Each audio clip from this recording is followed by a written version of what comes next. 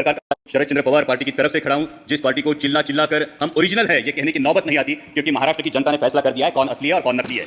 राष्ट्रपति जी ने जिन उपलब्धियों का उल्लेख किया उसके लिए मैं सरकार का अभिनंदन करता हूं, लेकिन कुछ बुनियादी सवाल है अध्यक्ष महोदय। जब 5वें नंबर की हमारी अर्थव्यवस्था ये गौरवशाली बात है, लेकिन देश ये भी जानना चाहता है कि देश पर कर्जा कितना है, देश पर बोरोइंग्स कितनी है और देश के सकल उत्पाद के ये बोरोइंग्स कितनी फीसदी है और ये ऋण कब तक और कैसे चुकाया जाएगा। हमारी मराठी में कहावत है, ऋण काढून सण थारकाळ साजरा करता येत नाही। और इसलिए दूसरी बात है, महामहिम राष्ट्रपति जी ने जो कही कि 80 करोड़ देशवासियों को मुफ्त राशन दिया जा रहा है, तो 5वीं अर्थव्यवस्था के लिए क्या यह भूषणावह है। और दूसरा सवाल यह खड़ा होता है कि बावजूद इसके हंगर इंडेक्स में भारत का स्थान 125 देशों में 111वां है, जो पाकिस्तान, नेपाल, बांग्लादेश और श्रीलंका से भी नीचे है। क्या यह उपलब्धि है? और अगला सवाल यह बनता है, जो 5वें नंबर की अर्थव्यवस्था है वो अपने जेन्युइन जो ईमानदार टैक्स पेयर्स है उनको क्या दे रही है। ये टैक्स पेयर्स को अपने बच्चों को शिक्षा के लिए प्राइवेट स्कूल में भेजना पड़ता है, उनको अपने हेल्थ के लिए हेल्थ इंश्योरेंस निकालना पड़ता है। सर नौबत तो यह है कि जब नॉर्मल मिडिल क्लास आदमी बाइक खरीदने जाता है तो उसको 28% जीएसटी देना पड़ता है, लेकिन इस देश में जो कोई हेलीकॉप्टर खरीदना चाहता है उसको सिर्फ 5% जीएसटी है। तो क्या यह उपलब्धि है? यह हर देशवासी के लिए अर्थव्यवस्था है? यह सबसे बड़ी बात है। और इसीलिए यह सवाल बनता है कि जब अर्थव्यवस्था क्या सही में सुदृढ़ है या सिर्फ यह सूजन है जिसे सुदृढ़ता बताया जा रहा है। महामहिम राष्ट्रपति जी ने अपनी अभिभाषण में ग्रामीण अर्थव्यवस्था और डेयरी का उल्लेख किया, लेकिन दुर्भाग्यवश माननीय मंत्री महोदय यहां बैठे, लेकिन उसी दिन जो मिल्क पाउडर है उस पे इंपोर्ट ड्यूटी माफ करके मिल्क पाउडर आयात करने का एक निर्णय जो लिया गया।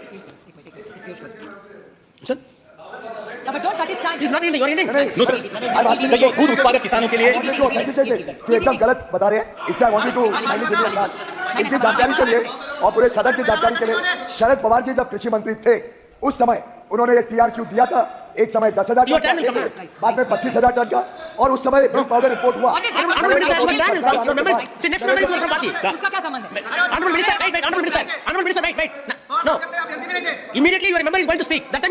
पुराने निर्णयों को लेकर आज वास्तविक सर आज वास्तविकता यह है देश में। सर मैं माननीय मंत्री महोदय के संज्ञान में यह बात लाना चाहूंगा कि सर देश में मिनरल वाटर की बोतल 20 रुपए में मिलती है और हमारा किसान दूध 22 या 24 रुपए में बेचता है। तो क्या यह किसान को समृद्ध करने का निर्णय है सर? मिनरल वाटर की बोतल 20 रुपए में बिकती है और हमारा किसान जो अपने पशुओं को पालता है उसको दूध बेचना पड़ता है 22 या 24 रुपए किलो में। तो क्या ये किसान के साथ न्याय हो रहा है? ये इसका जवाब किसान चाहता है। सर महामहिम राष्ट्रपति जी ने किसान सम्मान निधि की भी बात की, लेकिन असली किसान का सम्मान तो तब होगा सर जब कृषि के लिए जो औजार लगते हैं उन पे जो 12% जीएसटी है, ये 12% जीएसटी हटाया जाए और उनके फर्टिलाइजर्स और पेस्टिसाइड्स की कीमतों पर नियंत्रण लाया जाए और कृषि उत्पाद के लिए सुनिश्चित और परमानेंट आयात निर्यात धोरण लाया जाए। सर हाल ही में हमने देखा, पिछले साल हमने देखा कि जब प्याज की डिमांड थी, मिडिल ईस्ट में डिमांड थी, यूरोप में डिमांड थी, तब प्याज से निर्यात पर पाबंदी लगाकर पाकिस्तान के प्याज उत्पादक किसानों का भला इसी सरकार ने किया है। ये प्याज उत्पादक किसान कभी भूल नहीं सकता सर। और दूसरा एक बहुत ही अहम किसानों से जुड़े मुद्दे पर जो मेरे चुनाव क्षेत्र से उस पर मैं ध्यान आकर्षित करना चाहूंगा, वो है लेपर्ड का इशू। सर मेरे चुनाव क्षेत्र में जुन्नर वन विभाग के क्षेत्र में 700 लेपर्ड्स का अधिवास है सर, 700 लेपर्ड्स, और आए दिन किसी ना किसी पर हमला होता है। सर जब एक बाप अपने 3 साल के लहूलुहान बच्चे को लेकर सामने खड़ा होता है तब ये इसकी गंभीरता और ज्यादा महसूस होती है। सर 23 लोगों ने पिछले 1 साल में जान गंवाई है और बार-बार मैंने दरखास्त की माननीय मंत्री जी से भी कि लेपर्ड रिप्रोडक्शन कंट्रोल के बारे में सरकार गंभीरतापूर्वक ध्यान ले।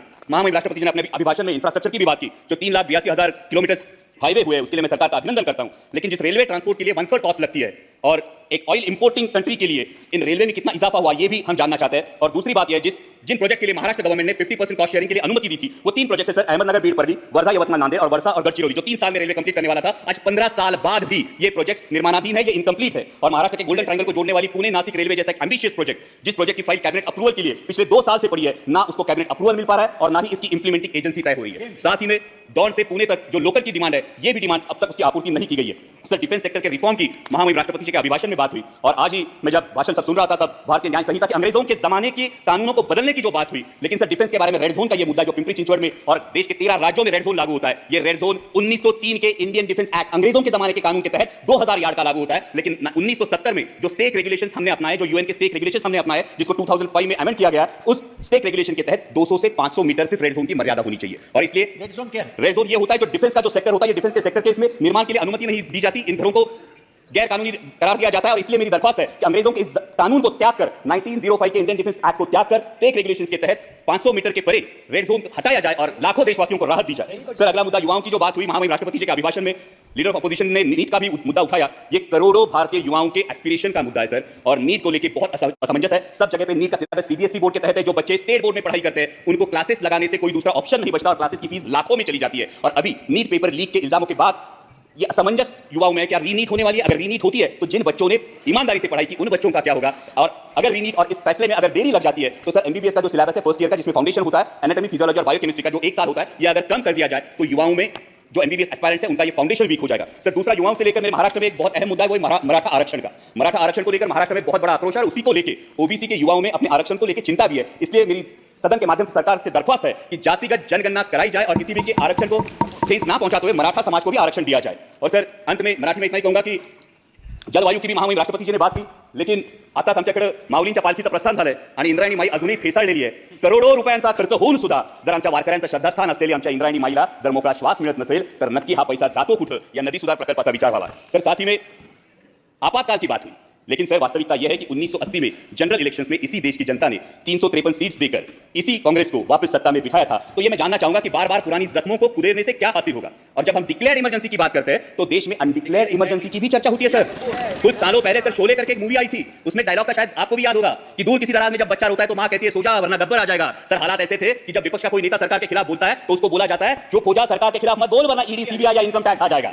सर, इस इनडिक्लेयर्ड इमरजेंसी का क्या? Sir, 2 minute. One more speaker is there. Yes, sir. One more speaker is sir, there. जब नेता तोड़ो पार्टी फोड़ो लेकिन विपक्ष मत रहने दो, ये बात होती है. सर, जब लीडर ऑफ अपोजिशन ने डर की बात की तो महाराष्ट्र में भी बात हुई थी. 27 जून को माननीय प्रधानमंत्री जी ने भोपाल में भाषण किया था, तब उन्होंने नेचुरली करप्ट पार्टी जिस पार्टी को बोला था, जिन पर इल्जाम लगाए थे, उन्हीं हमारे साथियों को लेकर आज महाराष्ट्र में सरकार बनी है. तो सत्ता पक्ष ये कहे कि उनकी नैतिकता कहां गई. लेकिन अंत में मैं देश की जनता का आभार करूंगा. सर, लास्ट पॉइंट, देश की जनता का आभार करूंगा कि उन्होंने पूर्ण बहुमत नहीं दिया और ये दिखा दिया कि तुम भारत कहो या इंडिया. सर, 1 मिनट से लास्ट मिनट. तुम भारत कहो या इंडिया, मैं वही हूं जो अपने कर्म पर विश्वास रखता हूं. मैं वही हूं जो मंदिर मस्जिद मंगलसूत्र से ज्यादा देश की एकता को अहमियत देता हूं. मैं वही हूं जो राजतंत्र से ऊपर लोकतंत्र को मानता हूं, ठेकेदारों से ज्यादा पहरेदारों पर भरोसा करता हूं. तुम भारत कहो या इंडिया, मैं वही हूं जो नफरत से ज्यादा मोहब्बत चाहता हूं, अहंकार से ज्यादा विनम्रता का आदर करता हूं, अधिकार से ज्यादा जिम्मेदारी निभाता हूं. मैं वही हूं जो संविधान से चला हूं और संविधान को ही अपने सर आंखों पर रखता हूं. धन्यवाद.